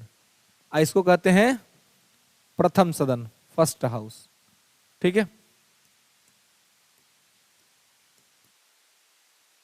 अब देखिए, चूंकि यहां आप देख चुके हैं कि सरकार तो कभी भी गिर जाती है, बहुमत अविश्वास प्रस्ताव यही आता है, इसके वजह से लोकसभा को निम्न सदन भी कहा जाता है। निम्न सदन यानी कि लोअर हाउस तो कहते हैं निम्न सदन, ठीक है। और ई तो हमेशा बना रहता है ना, तो इसको कहते हैं उच्च सदन, अपर हाउस। यह लोअर हाउस, यह है अपर हाउस। ठीक है ना। तो प्रथम सदन, निम्न सदन, द्वितीय सदन और उच्च सदन। ठीक है। अब देखिए कि राज्यसभा जो है वो इसलिए बना ताकि, मैं हमेशा आपको बताया हूं, इसको राज्यसभा बनाने के पीछे का उद्देश्य क्या था। यहां के लोग तो इनडायरेक्ट चुन के आते हैं, तो चूंकि इनडायरेक्ट चुन के आते हैं इसलिए इसको एक और नाम देते हैं, अप्रत्यक्ष सदन। यहां के लोग को हम लोग चुनते हैं जी?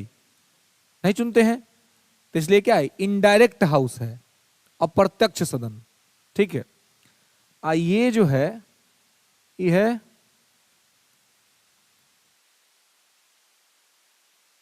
प्रत्यक्ष सदन, डायरेक्ट हाउस, है ना। वो इनडायरेक्ट हाउस और ये डायरेक्ट हाउस। ठीक है। इसके बाद आप देखिए, तो द्वितीय सदन, उच्च सदन, अप्रत्यक्ष सदन। राज्यसभा को शिक्षितों का सदन भी कहा जाता है ना।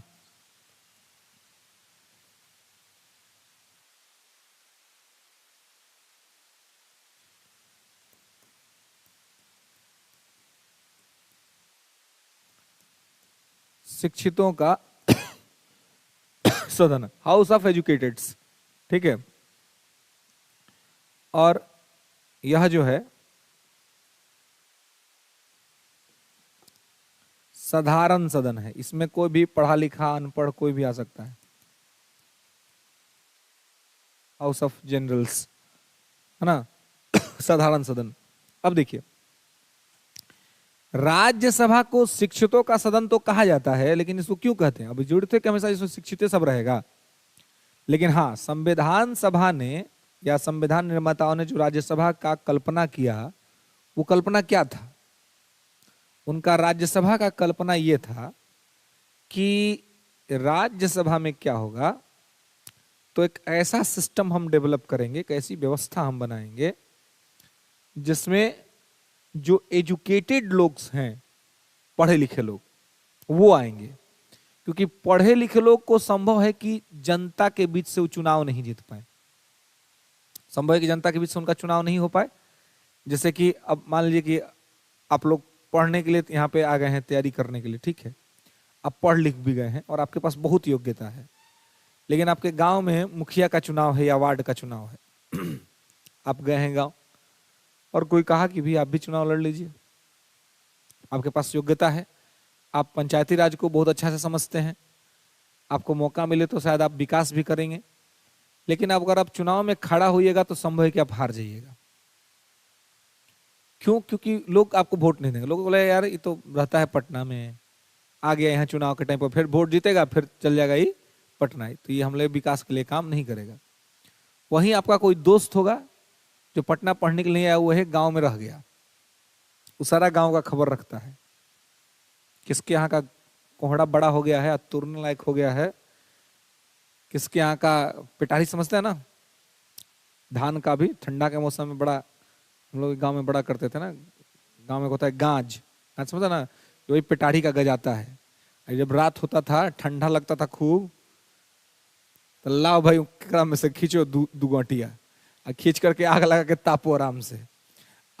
उसका एक बुरा बात क्या था कि जब तक तापी तो बड़ा आनंद आता था, और 10 मिनट में खत्म हो जाता है ना। इसलिए गांव में किस्सा कहता है कि आग का तापना, मतलब पिटारी की आग का तापना, कर्जा का खाना दोनों बराबर होता है। जब कोई आदमी को कर्जे खाने का आदत लग जाए तो उसको बड़ा मजा आता है, लेकिन कर्जा ना है खत्म तो हो ही जाएगा। वैसे पिटारी है, वो आपको 2-3 मिनट में खत्म हो जाता है।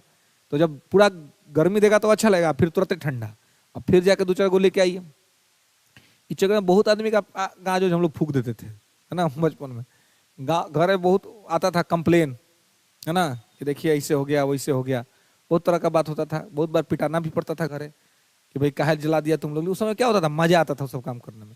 ये सब काम अगर नहीं किए तो फिर समझिए कि बचपना नहीं जिए आप। अब ना समझ में आ गया, ये सब गलत बात था। ये ठीक बात है कि समझदारी भी एक टाइम पे आना भी अच्छी बात है, क्योंकि अगर आप वहीं पे समझदार हो जाएंगे तो फिर वो वाला जो लाइफ है आपका, वो आप नहीं जी पाएंगे। तो हर लाइफ का अपना एक इंसिडेंट है ना, कि भाई उसका क्या है और किस प्रकार से आपको लेगा। अब देखिए हम लोग जो लाइफ को जिए, अब जो नयका अभी सब जो बच्चा सबका जो जन्म हो रहा है अभी से जो 5-10 साल पहले, उस सबका लाइफ देखिए था, उस सबका सारा लाइफ वही 6 इंच के अपना जो स्क्रीन है उसी में बीत जा रहा है ना, वही खोल के और उस पर वीडियो दिख रहा है, उस पर गेम खेल रहा है, उसी में काम खत्म। हम लोग का इस पे नहीं बीता है ना। मारपीट हुआ बाहर में है ना, केकरो मार दिए धर के, वो धर के मार दिया, जो मजबूत हो उधर के पीट दिया बढ़िया से है ना। अब पिटा के अगर घर आके बोलना भी नहीं है कि पिटाए हैं बाहर, कि घर आके अगर बोल दिए कि घर बाहर पिटाए हैं तो घर वाला पीटेगा पहले है ना। आप पहले तो बड़ी स्थिति गंभीर रहती थी ना जी। पहले होता था कि गांव का आदमी सब भी क्या करता था, पीट देता था धर के, नहीं बदमाशी से करते कर देख लिया आपको तो उपाय कर देता था। तो क्योंकि उसके पास भी पावर रहता था, उसके पास भी अथॉरिटी रहता था, ठीक है।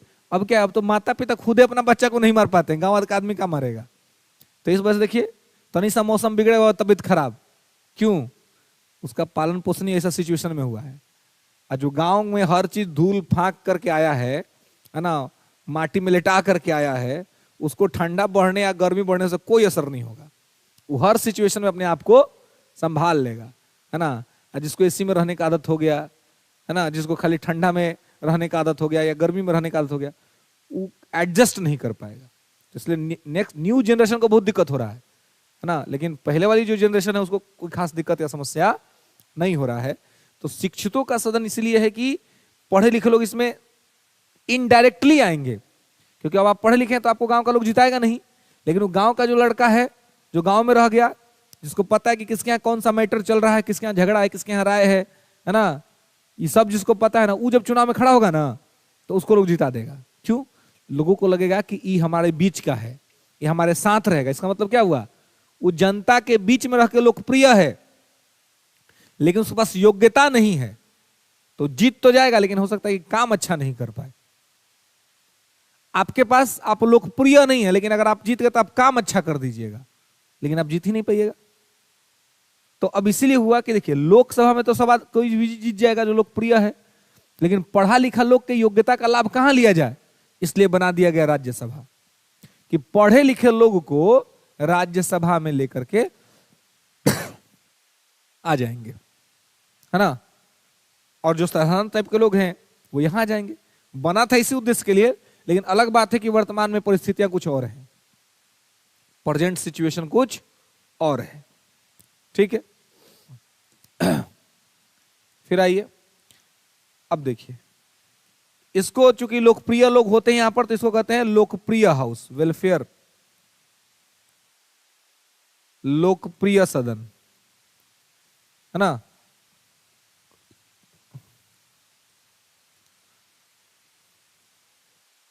ये लोकप्रिय सदन कहलाता है।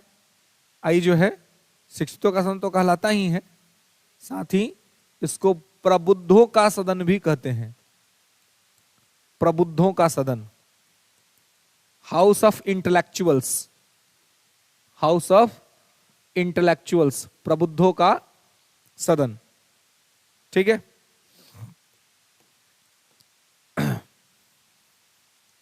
प्रबुद्धों का सदन। अब देखिए अस्थाई और अस्थाई तो देख लिए हैं कि ये अस्थाई होता है और ये अस्थाई होता है। एज लोकसभा में जाना है तो कितना होना चाहिए, 25 साल, और राज्यसभा जाना है तो 30 साल है ना। तो ये जो एज की का क्राइटेरिया है, ये सारे जो क्राइटेरिया यहां पर रखे गए हैं, तो इन सभी क्राइटेरिया को आपको यहां पर ध्यान देना है, याद रखना है, ठीक है, क्या है और किस प्रकार से है। ओके, अब देखिए टोटल सीट की अगर हम बात करें तो वर्तमान में अभी भी जो लोकसभा का जो टोटल सीट है ना, तो ये है 550। एंग्लो इंडियन खत्म हो चुका है, पहले एंग्लो इंडियन होता था तो 552 होता था, क्योंकि लोकसभा में 2 गो एंग्लो इंडियन को मनोनीत किया जाता था, एक एंग्लो इंडियन हर राज्य के विधानसभा में मनोनीत होता था। तो एंग्लो इंडियन वाला कंसेप्ट तो अब खत्म हो चुका 2020 में, ठीक है। एंग्लो इंडियन कोई होता नहीं है, मतलब अब नियुक्त नहीं होता। ये क्या होता है जी एंग्लो इंडियन? हाँ,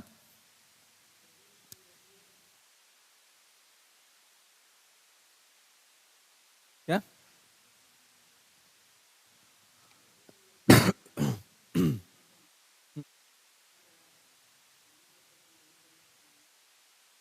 उनके एक प्रतिनिधि को मंत्री किया जाता है। और कोई पर्टिकुलर?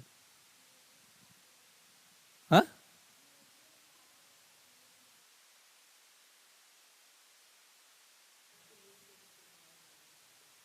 भारत के मूल का कोई बाहर जा रहा है तो?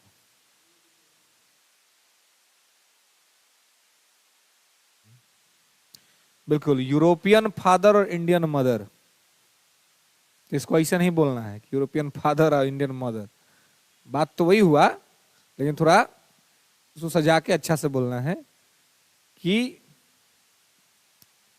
यूरोपियन कंपनियों के द्वारा आए गए जो अधिकारी थे या जो लोग थे, उनके द्वारा भारत में विवाह किया गया, और उनके विवाह के द्वारा जो संतान उत्पत्ति हुई उसी को एंग्लो इंडियन कहते हैं, है ना। तो बात वही हुआ कि यूरोपियन फादर और इंडियन मदर, लेकिन कहने का अपना तरीका थोड़ा सा ठीक रखना है ना। तो मामला क्या हो जाएगा, बिगड़ जाएगा, ठीक है नहीं। बोलने का ही तो अंतर है जी।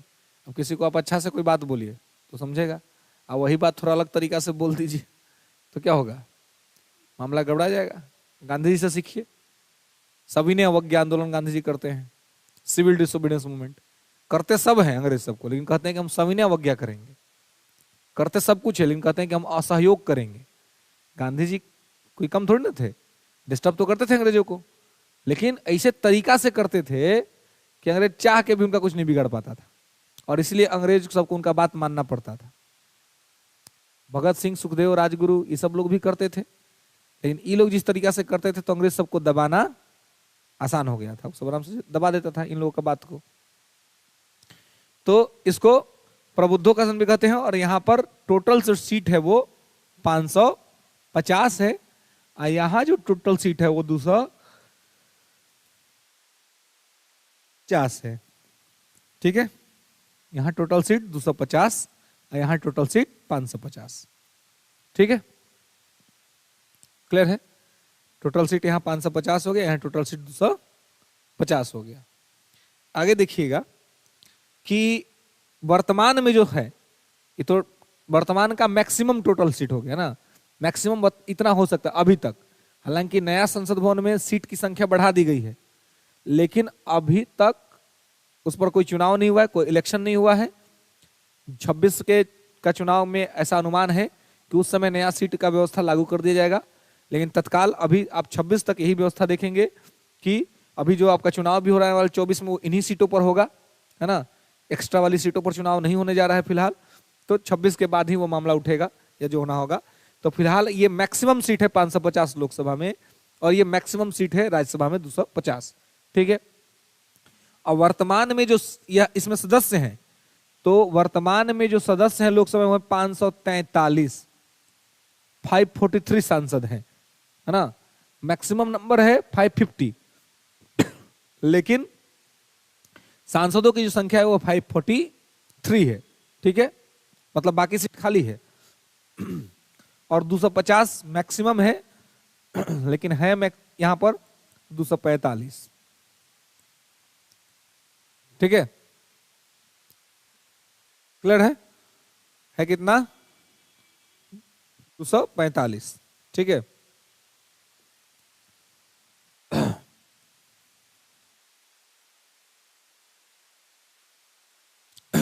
तो दिक्कत, तो ये इनका स्ट्रेंथ है। यहां पर चूंकि चुनाव डायरेक्ट होता है ना, और यहां पर चुनाव इनडायरेक्ट होता है, तो इनको कौन चुनता है, जनता। तो चूंकि जनता चुनती है, इसलिए इसको जनता का सदन भी कहते हैं, हाउस ऑफ द पीपल, है ना। क्योंकि यहाँ के जो सांसद हैं उन सबको कौन चुनती है, जनता चुनती है, तो क्या कहते हैं, जनता का सदन, ठीक है। इधर आप देखिएगा यहां पर, तो इनको जनता नहीं चुनती है, जनता के द्वारा चुने गए प्रतिनिधि चुनते हैं, इसलिए इसको प्रतिनिधियों का सदन भी कहा जाता है, हाउस ऑफ रिप्रेजेंटेटिव्स, क्योंकि प्रतिनिधि ही इनको चुनते हैं। ठीक है, रिप्रेजेंटेटिव इनको चुनते हैं, तो इनको कौन चुनता है? विधानसभा के विधायक। ठीक है, अब देखिए जैसे कि बिहार में आप देखिएगा तो बिहार का लोकसभा में 40 सीट है, लोकसभा में बिहार कितना सीट है? 40, यानी कि जो 550 मैक्सिमम है या 545 में से 40 को सीट बिहार के पास है। और राज्यसभा में जो 250 है, वर्तमान में 245 है, तो राज्यसभा में बिहार की कितनी सीट है? 16। गुड, 16 सीट जो है वो लोकसभा में, राज्यसभा में है। ठीक है, बिहार के लिए। अब देखिएगा कि सबसे ज्यादा सीट लोकसभा में किस राज्य में है? यूपी में है। सबसे ज्यादा सीट यूपी में लोकसभा का है, क्या गो? 80 गो। और सबसे कम लोकसभा का सीट कहां है जी?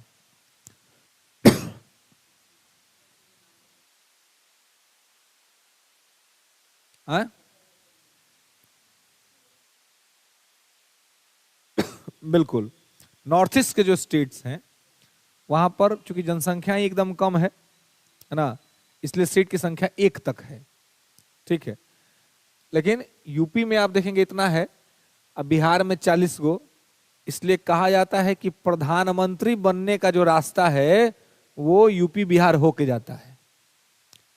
अगर किसी को भी प्राइम मिनिस्टर बनना है तो यूपी और बिहार से जीतना होगा, क्योंकि 50% तो ये अकेले ही दे देता है, बाकी तो छिटपुट लोग है। सबसे बड़ा खजाना यूपी में है, 80 गो। इसलिए देखिए मोदी जी को जब 2014 में प्रधानमंत्री बनना था तो क्या बोले? गंगा मैया ने बुलाया है। बनारस आ गए चुनाव लड़ने के लिए ताकि उत्तर भारत को साध सके, उत्तर पूर्वी भारत को कंट्रोल में ले सके। तो देखिए प्रचंड बहुमत। अभी देखिए इस बार अयोध्या में जा रहे हैं राम मंदिर का अनावरण करने, है ना, तो एक ही बार बिगुल बजाएंगे, पूरी दुनिया की मीडिया जो है सो आ जाएगी, है ना। तो उनको पता है कि चुनाव कैसे जीतना है ना। मतलब केवल पढ़ने से एग्जाम नहीं निकलता है, ये भी पता होना चाहिए कि कब कौन सा और कितने नंबर पर कौन सा क्वेश्चन का आंसर देना है, हमको आंसर का फ्रेमिंग कैसे करना है। तो चुनाव जीतने के लिए विपक्ष केवल तैयारी करता है, अब मोदी जी रणनीति बनाते हैं कि हमको कैसे करना है। और 19 वाले चुनाव में अगर आप देखिएगा तो उन्होंने जब ये अपना नॉमिनेशन कर रहे थे तो 2 दिन रुके थे काशी में, 2019 के चुनाव में। काशी में पूरे इंडिया की मीडिया आ गई थी, इवन फॉरेन मीडिया भी आई थी इनके नॉमिनेशन में। अब पूरा फोकस इन पे रहा। तो अब तो भाई राम ही मंदिर का बात है, ये तो और बड़ा मुद्दा है ना। तो अब जब यहां से करेंगे, कहीं अगर अनाउंस कर दिए कि हम इस बार अयोध्या से संसदीय क्षेत्र का चुनाव लड़ेंगे, तब तो समझिए कि और मामला इनका बन जाएगा, है ना, कि भाई प्रधानमंत्री हम इस संसदीय क्षेत्र से होगा। ये भी लोग को होता है कि भाई अगर प्रधानमंत्री हमारे संसदीय क्षेत्र से होगा तो इसका विकास होने का संभावना ज्यादा रहेगा, इसलिए भी लोग जिताते हैं, है ना।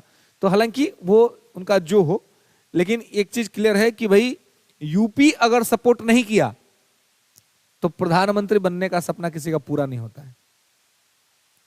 अब बिहार, तो यूपी से तो अभी तक 6 प्रधानमंत्री हो चुके हैं, अकेले यूपी ने अभी तक 6 प्रधानमंत्री दिए, लेकिन अपने बिहार से अभी तक कोई प्रधानमंत्री नहीं। अपना बिहार का अभी तक कोई आदमी प्रधानमंत्री नहीं बना है। राष्ट्रपति बने हैं, पहले ही राष्ट्रपति राजेंद्र प्रसाद जी बिहार से ही थे, लेकिन प्रधानमंत्री कोई नहीं बना है।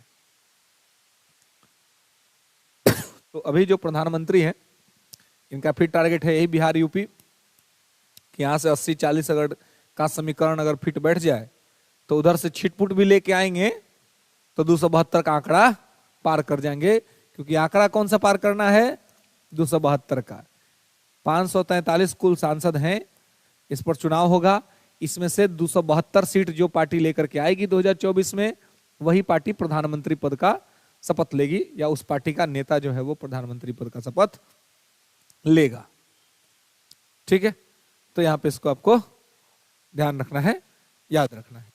ओके, तो ये सारी चीजें जो है लोकसभा और राज्यसभा के संबंध में आपको ध्यान रखना है। ठीक है, ये सारी चीजें जो आप देखेंगे तो ये सारी चीजें आपको आर्टिकल वाइज भी देखने को मिलेंगी। ठीक है, लेकिन यहीं पर आपको इन सब चीज को ध्यान रखना है, याद रखना है, क्योंकि इससे क्या होगा कि आपको याद करने में थोड़ा सुविधा होगा, आसानी से आप याद कर लेंगे इसको।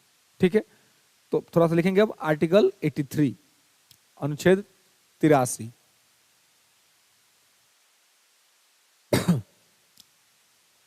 अच्छा 82 नहीं देख रहे हैं ना अभी, 82 लिखिए, आर्टिकल 82।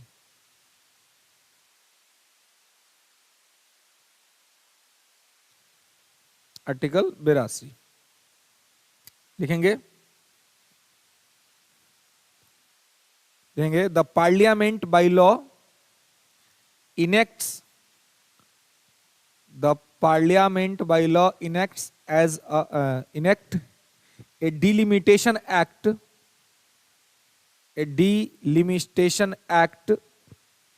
after every census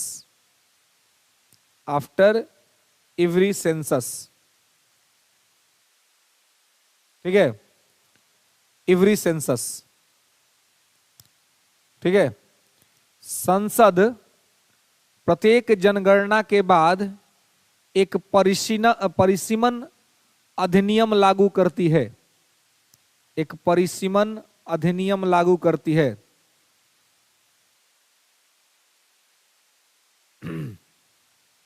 ठीक है,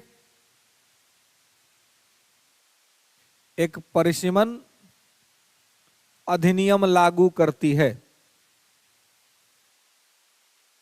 अब देखिए, तो 10 साल पे जनगणना होता है, तो इसमें कहने का मतलब यह है कि अब 10 साल पे तो जनसंख्या बदल न जाएगा जी, जहां जहां जो संसदीय क्षेत्र में जो नंबर होगा तो बहुत बढ़ जाएगा, अलग अलग नंबर हो जाएगा।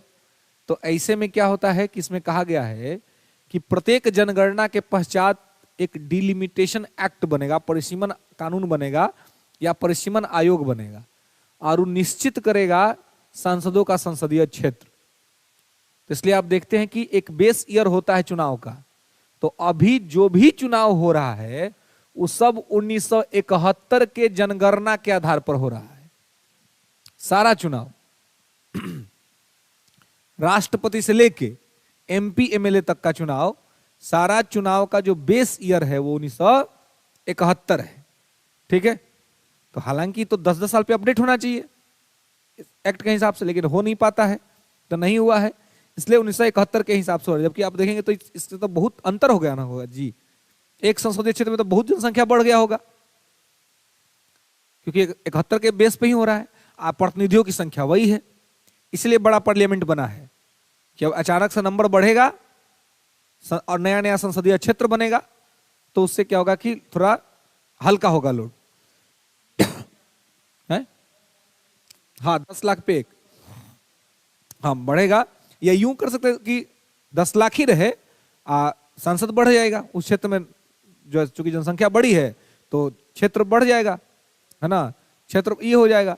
तो अब वो परिसीमन आयोग ही इस पर निश्चित करेगा कि कैसे उसको क्या करना है, कि सीट को कैसे इंप्रूव करना है और कैसे बढ़ाना है। ऐसा बिहार में 40 तो सीट बढ़ जाएगा संख्या, यूपी में 80 से और बढ़ जाएगा, है ना, क्योंकि जनसंख्या तो बढ़ी है ना लगातार, और चुनाव उसी वर्ष के आधार पर हो रहा है।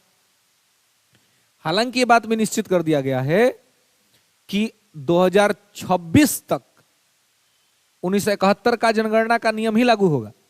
26 तक जो भी चुनाव होने हैं वो यही चलेगा, लेकिन 26 के बाद जो चुनाव होगा वो 2001 के जनगणना के आधार पर होगा।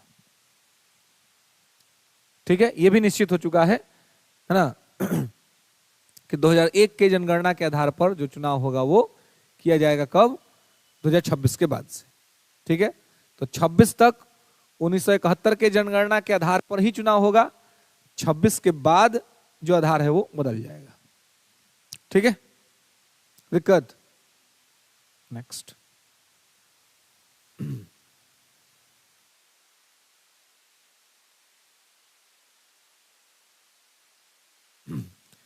आर्टिकल 83।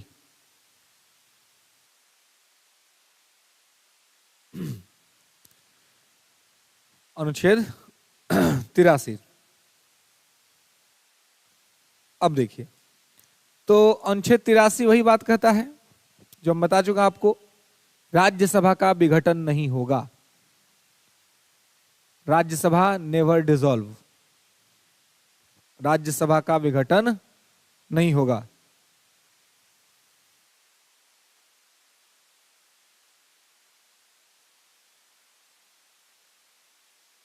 ठीक है, तो राज्यसभा का विघटन नहीं होगा, लेकिन क्या होगा, इसके 1/3 सदस्य प्रत्येक 2 साल पर सेवानिवृत्त हो जाएंगे, है ना। 1/3 सदस्य प्रत्येक 2 साल पर सेवानिवृत्त हो जाएंगे। ठीक है, इसके 1/3 सदस्य प्रत्येक 2 साल पर सेवानिवृत्त हो जाएंगे, यानी कि रिटायर्ड हो जाएंगे। ठीक है, 1/3 member every 2 year retired in on house. ठीक है, अपने सदन से ये प्रत्येक 2 साल पर रिटायर्ड हो जाएंगे। ठीक है, और जितने लोग रिटायर्ड होते हैं उतने लोग का चुनाव भी हो जाता है। इसका मतलब चीज ध्यान रखेंगे कि राज्यसभा में प्रत्येक 2 साल पर चुनाव भी होता है, एवरी 2 इयर्स राज्यसभा में चुनाव भी होता है। ठीक है, तो जो 1/3 सीट वैकेंट होता है उसी 1/3 सीट पे इलेक्शन होता है। सभी सदस्य 6 साल का कार्यकाल पूरा करते हैं, लेकिन जिनका 1/3 6 साल पूरा हो जाता है वो रिटायर हो जाते हैं, फिर वहां पर वो ज्वाइन कर जाते हैं।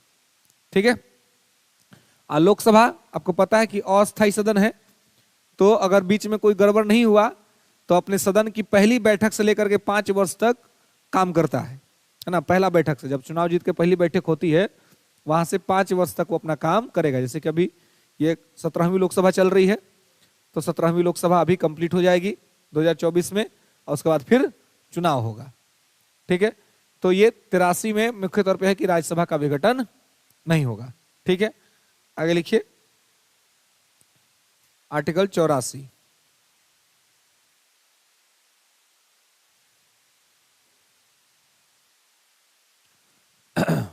संसद के सदस्य बनने की योग्यता, क्वालिफिकेशन फॉर पार्लियामेंट मेंबर।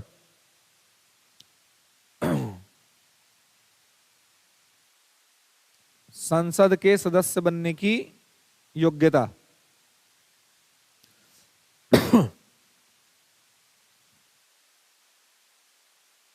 ठीक है,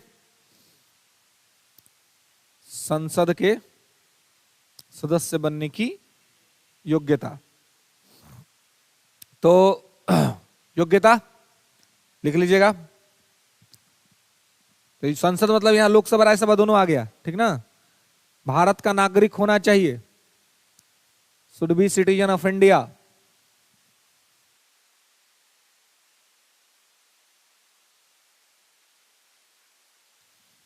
ठीक है,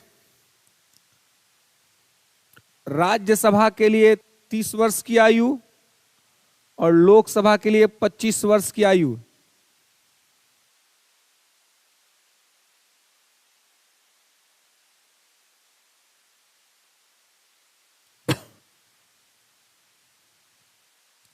ठीक है, लोकसभा के लिए 25 वर्ष और राज्यसभा के लिए 30 वर्ष की आयु।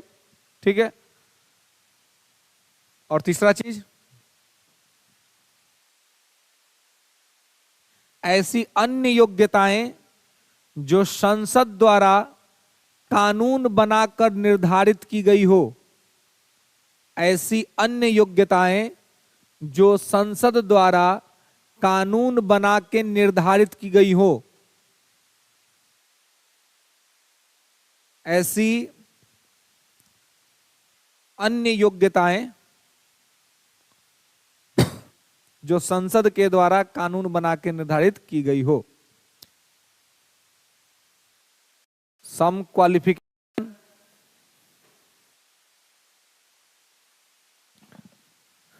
is also available in a candidate, is also available in a candidate established by Parliament Act, established by Parliament Act। मतलब देखिए, संसद में संविधान में तो दो ही बात लिखा हुआ है कि एक भारत का नागरिक होना चाहिए, और दूसरा बात यह है कि आपको लोकसभा का सदस्य बनना है तो आपका एज 25 साल होना चाहिए, और राज्यसभा का बनना है तो 30 साल होना चाहिए। बाकी सीधे ये लिखा हुआ है कि इसके अलावे अन्य योग्यताएं भी चाहिए, लेकिन वो अन्य योग्यता ऐसी होगी जो संसद कानून बनाकर निर्धारित करे। तो संसद ने तो कानून बहुत सारा बनाया हुआ है। जन प्रतिनिधित्व अधिनियम 1951, पीपुल्स रिप्रेजेंटेटिव एक्ट 1951, लिख लेंगे जन प्रतिनिधित्व अधिनियम 1951, पीपुल्स रिप्रेजेंटेटिव एक्ट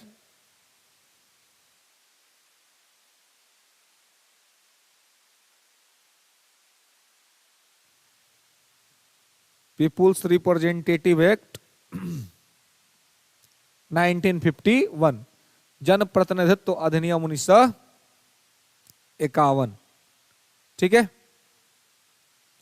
अब देखिए, तो जन प्रतिनिधित्व अधिनियम 1951 में तमाम तरह के कानून है ना, जो आपको जब कोई आदमी जब जाता है नॉमिनेशन करने के लिए तो उसको इलेक्शन कमीशन देती है एक फॉर्म, वो फॉर्म फिल करना होता है, उसमें तमाम शर्तें होती हैं ना, कि जैसे कि अभी नया जो कुछ ऐड हो गया है कि अगर आप पर कोई केस है आपराधिक क्रिमिनल और उसमें अगर 2 वर्ष से अधिक का आपको सजा हो गया तो फिर आप चुनाव नहीं लड़ सकते हैं।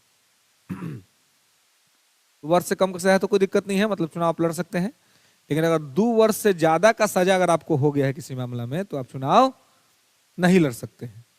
ठीक है, ऐसे ही कि भाई एक व्यक्ति 2 से अधिक संसदीय क्षेत्र में चुनाव नहीं लड़ सकता है। पहले होता था कि एक आदमी बहुत सारा जगह में चुनाव लड़ लेता था, अब होता है कि भाई अगर आपको खूब है तो आप एक साथ 2 जगह से चुनाव लड़ सकते हैं। जैसे कि मोदी जी 14 में आप देखिए जब चुनाव लड़े थे तो 2 सीट से चुनाव लड़े थे, गुजरात के बड़ौदा से और उत्तर प्रदेश के बनारस से, 19 में एक ही जगह से चुनाव लड़े।